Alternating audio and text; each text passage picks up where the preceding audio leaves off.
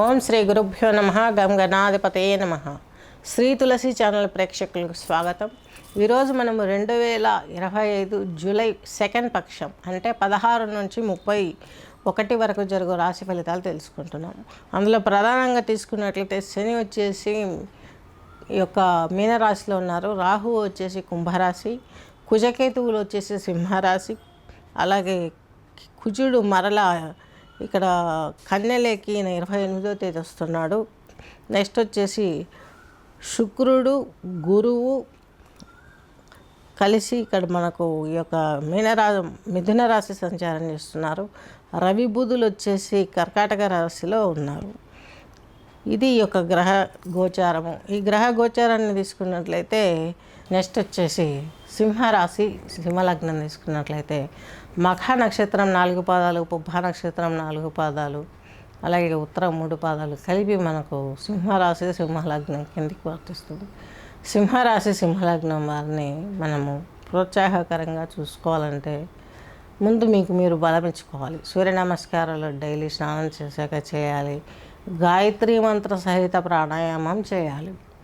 అలాగే ప్రాణాయామం గాయత్రి మంత్ర ప్రాణాయామం అంటే ఇలా తీసుకొని ఓం భూర్భువ స్వః తత్సవితుర్వరేణ్యం భర్గో దేవస్య ధీమహి ధియో యో నః ప్రచోదయాత్ ఇలా శ్వాసను నడిపిస్తూ చేసుకున్నట్లయితే అమ్మవారి కృప మీ పైన చాలా మెండుగా ఉంటుంది. గాయత్రి అనుగ్రహం చేత మీరు అనుకున్న పనులన్నీ క్లియర్ అవుతాయి. మీకున్నటువంటి దోషాలు అంటే సింహరాశిలోనే కేతువు ఉన్నాడు, కుజుడు ఉన్నాడు.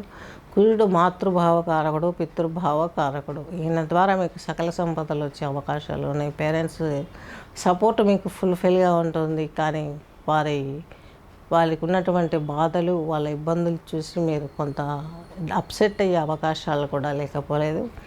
అలాగే కేతువుతో కలిసి ఉన్నాడు కాబట్టి తల్లిలు కానీ తండ్రి కానీ ఎవరికైనా ఏదైనా మరణ సంబంధమైనటువంటి అంత ఆపద ఫేస్ చేసే అవకాశం ఉంటుంది.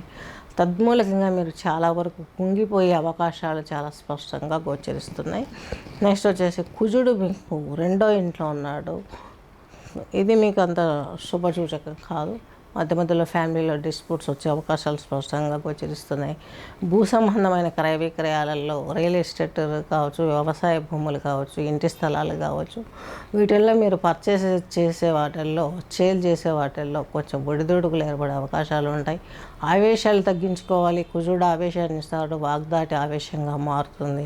తద్మూలకంగా ఇంట్లో శాంతి వాతావరణం పోతుంది. కాబట్టి సుబ్రహ్మణ్య ఆరాధన చేసుకోవడం, శ్లోకాలు పఠించడం ఎంతో ఉత్తమమైన పని. ఈ యొక్క సింహరాశి సింహలగ్నం వారికి శుక్రుడు లాభంలో ఉన్నాడు, గురుడు లాభంలో ఉన్నారు. సంతానంతో ఆనందమైన జీవితాన్ని గడుపుతారు. అలాగే అష్టమం అంటే ఆరోగ్యం కూడా మరలా మీకు మెరుగుపడే అవకాశాలు స్పష్టంగా గోచరిస్తున్నాయి.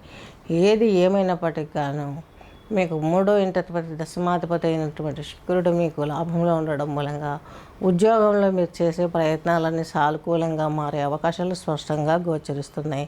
సంతానానికి సంబంధించిన అభివృద్ధి బాగుంటుంది. లాయర్స్ అలాగే వీళ్ళందరికీ కూడా చదివే విద్యార్థులకు కావచ్చు, అలాగే స్పోర్ట్స్ రంగంలో ఉన్నవారికి కావచ్చు, అలాగే లాయర్ అంటే న్యాయవాద వృత్తులలో ఉన్నవారికి కూడా మంచి ప్రోగ్రెస్ వచ్చే అవకాశాలు స్పష్టంగా ఉన్నాయి.